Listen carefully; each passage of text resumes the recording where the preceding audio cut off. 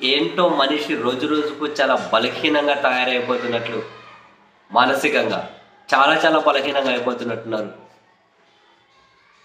అంటే చిన్న కారణాలు, పెద్ద కారణాలు అంటే వాళ్ళకు ఆత్మహత్య ఒకటే దారిలాగా కనిపిస్తూ ఉంది. తాజాగా అయితే ఇది మరీ విచిత్రం. శ్రీకాళహస్తి నుంచి తిరుపతి వచ్చే బస్సు వస్తూ ఉంది. ఆ బస్సులోనే ఒక వ్యక్తి, ఒక యువకుడు ఉరేసుకొని ఆత్మహత్య చేసుకున్నాడు. బస్సులో ఉరేసుకొని. అసలు ఏంటో విచిత్రాలు అన్నీ జరుగుతూ ఉన్నాయి. ఈరోజు తెల్లవారుజామున శ్రీకాళహస్తి నుంచి తిరుపతికి బస్సు వస్తుంది. వెనక సీట్లో పైన ఒకటి కొక్కి ఉంటుంది కదా, దానికి బస్సు కొక్కి ఉందట. తాడుతో తాడు వేసుకొని సీట్లో నుంచి మెడబెట్టి దానికి ఆడాడ బస్సు వెనక సీట్లో పైన ఊరేసుకొని చనిపోయారు. చూస్తే అసలు చాలా ఆశ్చర్యం అనిపించింది. బస్సు వస్తూ ఉంది, కదిలే బస్సు.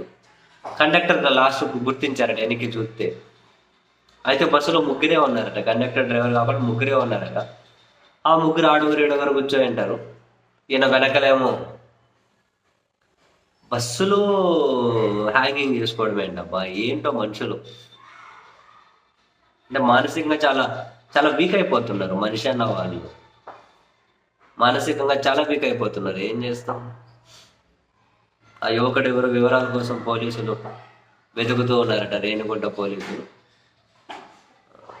మరి చూడాలి ఏం కష్టం వచ్చిందో ఆయనకు. బస్సులో వేసుకునేంత కష్టం ఏమొచ్చిందో ఏమో.